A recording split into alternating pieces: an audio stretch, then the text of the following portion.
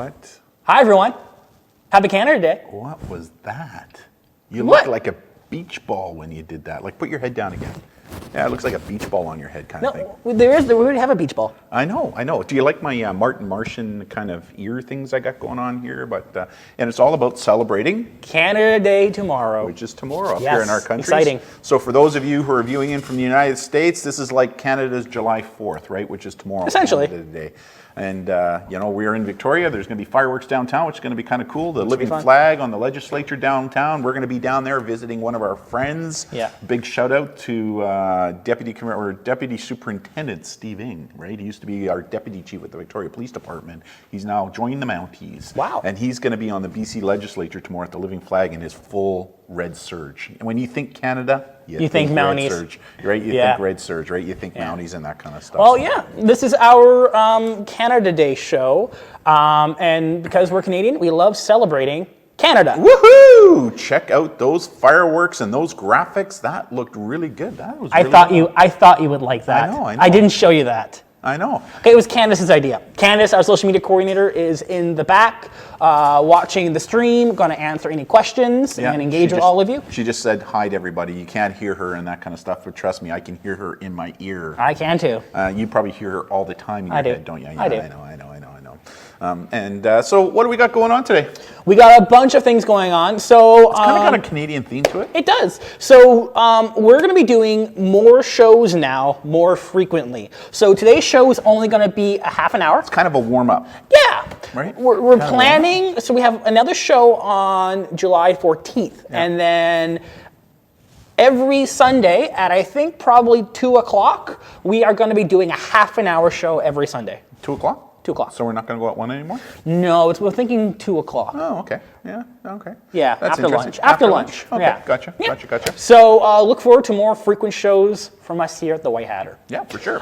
For today's show, if you have any questions, comments, you know how to do it. Just send us a message, leave a comment in below, and we would love to engage and answer any of your questions and comment on any of the things that we're going to talk about here today on the show. 2 things before you change that slide. I love the Canadian touch you got to it, right? You got the maple leaf and the Canadian flag and the little pride feather in our hat too to celebrate Pride Month and stuff. Yes, it is. Right? And so that was the first thing. And number 2, for those of you who make sure that you subscribe to us on that YouTube channel. Right? Yes. Click that subscribe button, which is really important, right? For sure. Yeah. So I'm gonna take this off because it's blocking the entire set. So I'm just gonna take it off here for a second. Yeah. Yeah. Oh wow. Yeah. Wow. I'm not.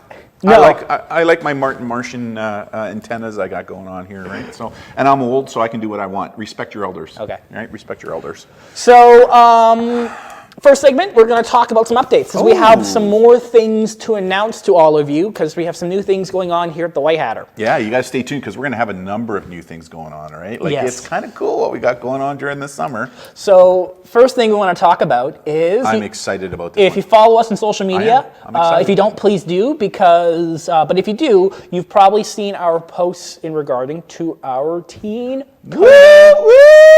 Accounting. Do you like that one? Woo, right? So, we are going to start teaching some code. I am so excited about this. We've been thinking about this now for the past year and a half, ever since we started to recognize how important coding was. And, some schools are doing it, some aren't, for all kinds of variety of different reasons.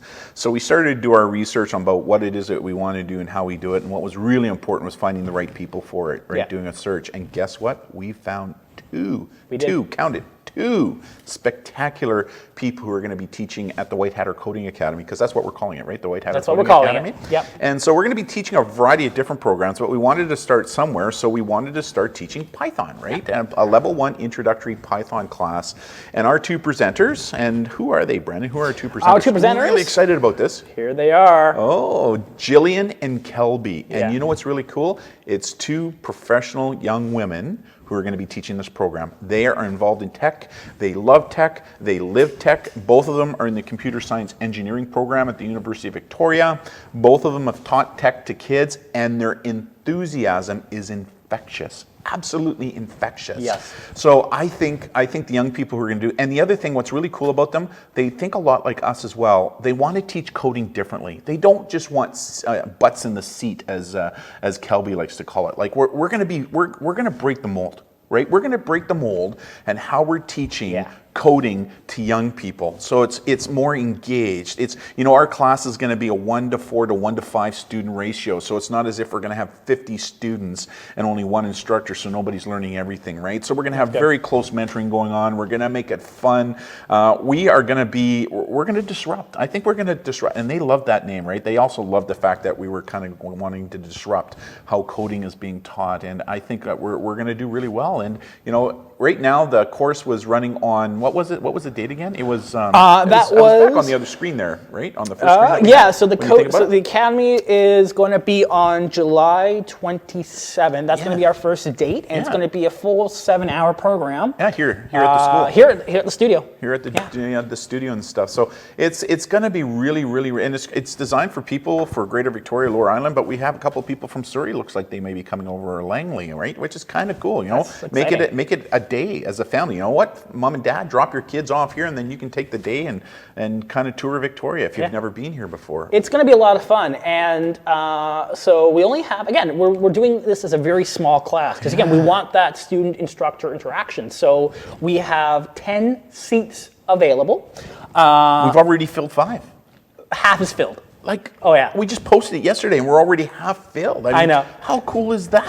People are seeming very interested in this, and hopefully, we're going to be doing more workshops here in the future. Yeah, talking to Jillian and Kelby, they've got some great ideas about where we can go with this. I mean, it's going to be amazing, and we're kind of giving them the development and the creation ability and license to do what it is that they think is best. Like, we want to be able to always adapt, overcome, and improvise. We don't want to be stuck to one lesson plan when it comes to teaching kids how to code. Yeah. We want to stay current. We want to stay relevant. We want to make it fun, and these 2 young women are going to make that happen. We are so blessed as a company and so pleased as a company that both Kelby and Jillian are going to be teaching our program for us. So really looking forward to it. 5 more spots left. So if you're a parent, or if you're one of the kids here in Greater Victoria watching this, or anywhere in Greater Victoria, Lower Vancouver Island, even Vancouver, and you want to learn how to code, listen, get a hold of your parents. At the end of this coding class, the Coding Python, they're going to be able to code and create this game called Minesweeper.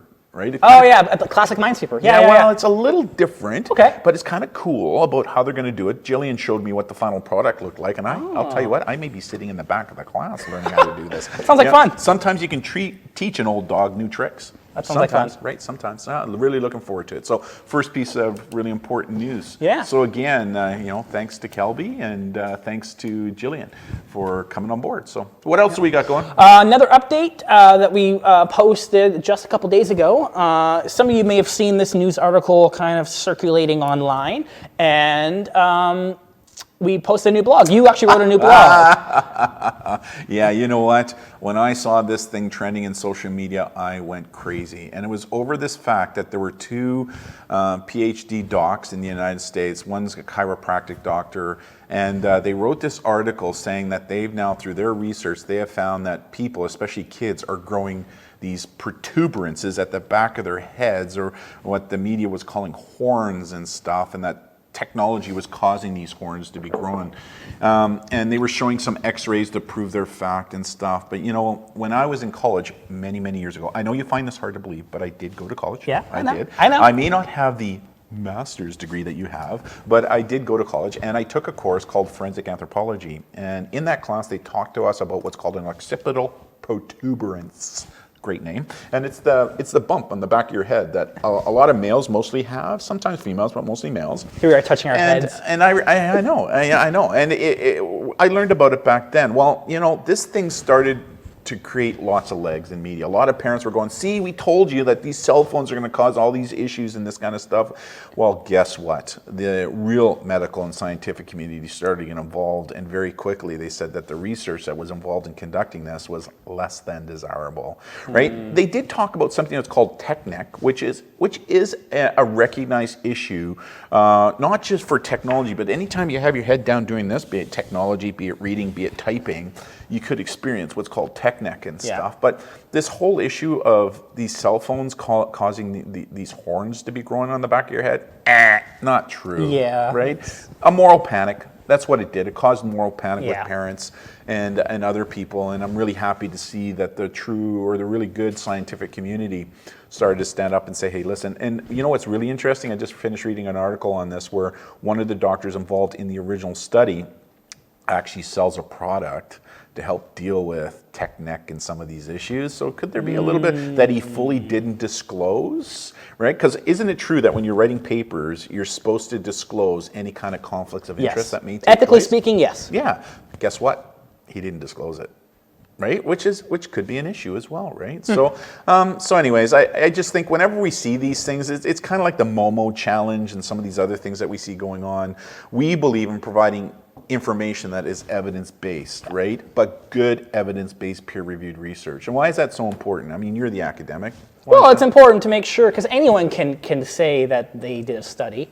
I mean, even we do Instagram polls, and yeah, sure, we get data, but it's not vetted, it's not reviewed by other people in the industry. Right. So, yeah, I think that's the important part, is where is it published, who reviewed it before it was published to verify that, you know what, this stuff actually does make sense. And what were the parameters being used within the study, right? Did it follow true academic protocol, I guess is what you guys call it, or whatever you brainiacs call that stuff, right? So Methods, sorry. Research methods, right? So just thought that, go to our blog. I've written a whole article on this. It's a quick read. It takes you about 3 or 5 minutes to read, but it kind of puts perspective to things. So it's good. Yeah, for sure.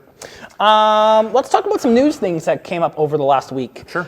So in the news, every time. I know. Every So this is one I want to quickly mention. Oh, what's this one about? The title's not there, but this is an article that was posted by someone from Sophos, or Naked Security. It's a security website, a news website. Mm-hmm. And what this article is talking about is we've known for a long time that individuals will follow people.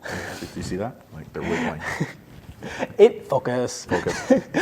Individuals will follow people on LinkedIn to gather information on who they are, where they've worked, to get a profile on people. Because LinkedIn actually provides a lot of information, sometimes more information than what Facebook provides. Mm-hmm.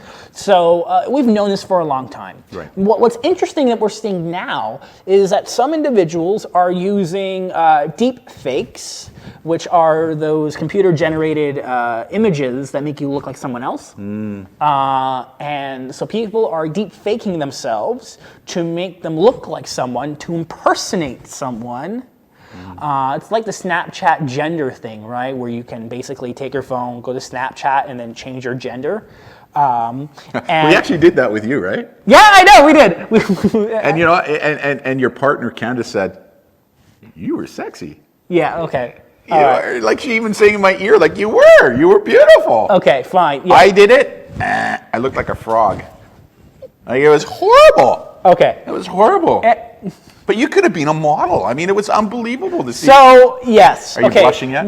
Okay. So yes, my Snapchat filter looks really good. Anyways. So maybe I'll post that later. Oh no! Don't do it. Don't post it. I can only imagine the comments you'll get. Anyways. But he was sexy. So anyways. According to Candace. Anyways. So people are doing things like that, changing their face, but more so making them look like someone else, impersonating them, and then they're sending requests to other LinkedIn users to have them accepted. Yeah. And now what they're doing is they're taking all that data, because now they have access to see where the person's worked, maybe what their email is, and they're using that for marketing or even less than desirable purposes. Yeah, and this is going much deeper. Like I got involved in a movement this week where an individual developed what's called a naked app, right? Where you could take a picture using AI of a person. It was primarily designed for females. They hadn't designed it for males yet, but they were thinking about it. Where you take a picture, or even a picture that's on screen, and using AI, it would immediately show that person naked. And it was brutal. So just think about how that could have been used for things like extortion, sextortion, right? Like unbelievable. So, but there was such an outcry, public outcry, moral outcry internationally about this, that the developer took it down, right? They took it down. It's only a matter of time before something like that becomes open source. Especially, or if it goes dark, right? If they put it onto the dark web, right down below, where it can still be purchased there, right? But it's interesting to see where technology is going with this and how we need to be alive to it for sure. Yeah. Sometimes what you see may not necessarily be what it is.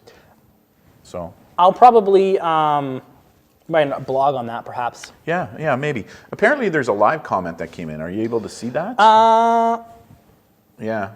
So, but we'll figure it out as Brandon's figuring it out. For those people who are watching us right now, check out our set. Look at the set right now. I mean, it's all about Canada Day, right? Like we got Troga up there who's wearing the Canadian hat. That's kind of cool. Her little hair, the hair is sticking out and stuff. Got the beach ball. We replaced our white hat with an actual Canadian white hat that they found with a little Canadian ribbon. We got the flag going on there. I mean, it's just, the moose crossing. Cross moosing sign, right? The only thing we're missing, Brandon, a box of poutine. Right, a box of poutine. We should have got some to eat it while we were doing this show. Yeah. We should have done that, right? Darren had revealed during our pre-show Instagram live show. Shh, don't tell him. Anyways, you're gonna tell him, aren't so we did an Instagram a live feed before the show, which we do now, and you told everyone that you've never had poutine. Never. I've never had it. I know. So it kind of would have been cool to kind of do the poutine. I mean, it just came to me now, but I'll promise you I will try it. I'm a celiac and I've had poutine.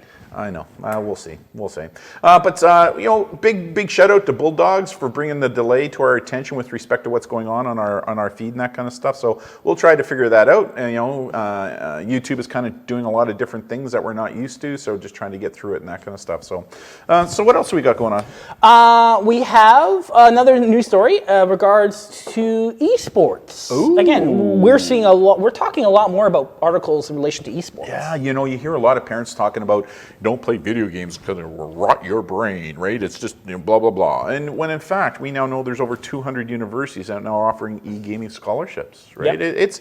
It's becoming big business. It really is. And this article that we posted, you can actually find it on our Facebook page as well. Is a really good example how we can use this kind of stuff to our advantage, right? Yeah. So what else can gaming teach us? Well, the article was really cool in how it was mentioning things such as how professional esports can help people learn multitasking, problem solve, collaborate with peers, develop perseverance through trial and error.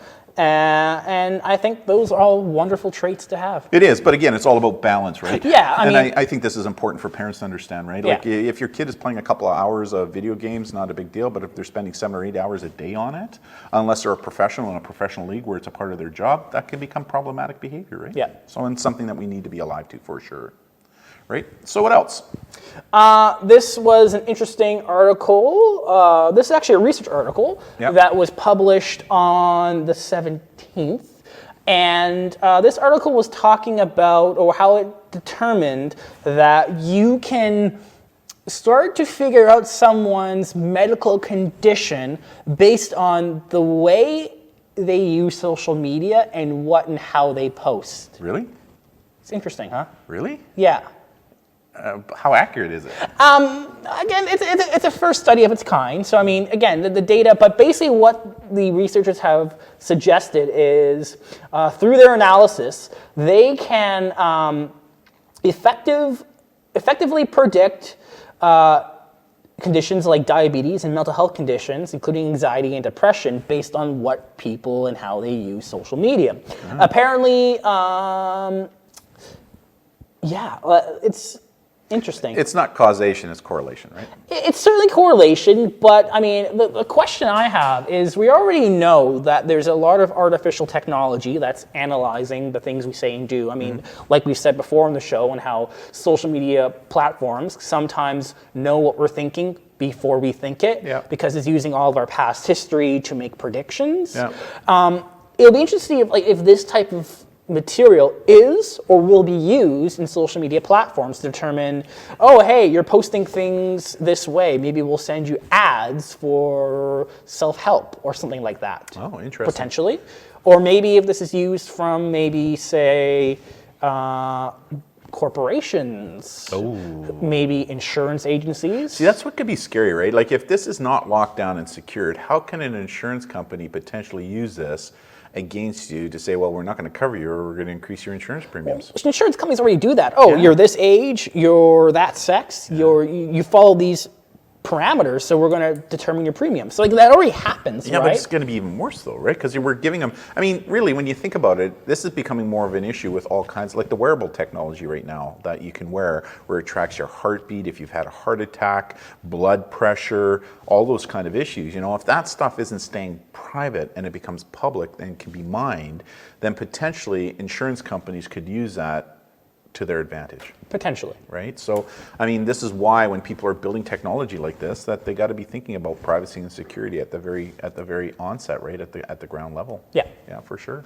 So, interesting article. Interesting. Yeah, very interesting. A little disturbing, I'm going to be honest with you. A little disturbing because, again, I mean, it's making predictions, and what if they're wrong? Let's say I'm a company and I'm doing some searching online, and all of a sudden this data that they're finding becomes public, and I'm reading it and going, oh my God, you know, this site said that this person potentially could have suicidal ideations or whatever's going on, when in fact that's not happening, right? It's interesting. Kind of interesting, right? So, yeah, for sure. This is a cool announcement from the Canadian government, because Canada Day. Canada Day. Yeah, the Canadian government announced on the 26th that they are creating an initiative to help fight online hatred and extremism. I think that's a great idea. I think it's great. I think, what was it? It was, they have sending funding, $1.5 million to the Canada Redirect Project, which is fantastic. Just over $100,000 is going to Media Smarts for their project. Great not-for-profit organization here in Canada. We talk about them all the time. Yeah. So there's a lot of other really interesting organizations that will be getting funding to combat this stuff, which is fantastic. Yeah, for sure. Yeah, for sure. And it's all about education, right? Because now we know that these extreme groups and alt-right are going online to recruit and stuff. It's so important that young people understand what the grooming process is for the extremist groups, right? How they go about doing it, and the way we do that is through education, right? And that's what it's all about, right? Giving our youth, our young people, the real information so they can make the right decision or an informed-based decision, which is really important. Yeah, for sure. What else we got going? We have, let's talk about some breaches. This is one of your favorite topic areas. We actually have quite a few things to talk about on this live show. And a lot of them Canadian. Don't spoil it. Oh, sorry. So first we're going to talk about Florida. Oh, so Florida. That's not Canadian. No, but the Canadians are coming. Okay. So this was happened earlier, where $1.3 million were spent in 2 weeks to pay for ransomware demands. So just to be clear, 1.3 million. 1.1. 1.1 million dollars. Still a lot of money. Yeah, it is. So I mean, what I could do with $1 million. We are seeing this happening more, where we're seeing. Hold on, I'm just still kind of visualizing what $1 million would be like. Oh boy. Anyways, back on topic. So yeah, I mean, we are seeing these things happening more, where cities are being hacked. Oh, yes, we are. Their systems are being encrypted against them. And then they are being forced to spend money to have their systems unlocked by these hackers. And when you think about it, what other option do they have? I mean, if they've done their due diligence and put proper hardware and software in place to try and secure their system, but yet they still get hacked into or by whatever means, and now they're crypto locked down and everything's encrypted, how can you not expect them to pay for this, right? And I know that there's now insurance companies out there that are providing insurance coverage on these. It's huge cost to get it, but I mean, what else can you expect them to do, right? There's nothing else they can do, and that's why these online criminals are using this method, right? And the chance of getting caught. It depends. Yeah, not very good, not very high though, right? Like when you think about it, because these people can be in countries where Canadian law enforcement, American law enforcement, NATO, those from the NATO allies cannot reach into, right? Yeah. So, China, Russia, some of these other countries, right? Potentially. So, I mean, it's a big deal, right? Yeah. Some good news, though, for those Instagram users. Instagram is initiating a more streamlined way to recover your account if it has been hacked. So at the moment, at the very extreme level, if your Instagram account's been hacked, Yeah. you would have a unique code sent to you. Yep. You take a picture of yourself with the code and Yep. send it to Instagram. Yep. To be verified. Yep. And that system can take some time because during that time, there's someone who has breached your account could do some not so good things. Yeah. So this is a way Instagram is trying out to more streamline the process where you'll be sent a unique 4-digit code and then you enter it right away to get access. Thank God. Right? Yeah. Like we get, how many requests do we get on our Instagram account from kids? We get a lot. We get a lot. We get a lot of people asking us how my account's been hacked. But the thing Yeah. is that because Instagram has really good security Yeah. that you can't necessarily hack your account back. Right. You have to go through the official streams to do that. Right. So this will help. yeah, it'll help. It'll help. I think this is actually one of the positive. Instagram has done a couple really cool things. Like this is the one where they're removing the likes now, right? So you can't see the interesting to likes. see what's So happening with that. it is interesting to see how, as an industry, they're moving forward because we have learned a lot. And like it or not, there's a lot of public and governmental pressure now being put on these companies to be more responsible, Yeah. right? For sure. So. Let's get to the Canadian data breaches because it's God. Canada Day. Can you see how Brandon is all giddy over this one? I'm not giddy. It's just ironic that it's Canada Day tomorrow, and in the last couple of weeks, we've seen a lot of Canadian data breaches. Canada Day. Look at my little antenna going. What'd you do? You turned it off? I turned it off. Okay. Desjardins. Desjardins. Who are they? They're a Canadian. That's the mayor from Esquimalt. They're, No? Is it? Mayor Desjardins. Oh. Hilarious. I know. I just thought I'd throw it in there. So it's a Canadian health insurance provider, and 2.3 million customers' data was breached. What does that mean? Well, this is an interesting story. So, investigation is still ongoing, but supposedly there was someone, an employee, Yep. who had accessed all this data and had released it. Well, not released it publicly, but it was distributed to someone who it shouldn't have been distributed to. So was this done on purpose or by accident? The police are involved, and I believe the investigation is still ongoing. But I mean, 2.7 million data points is not something people usually accidentally download.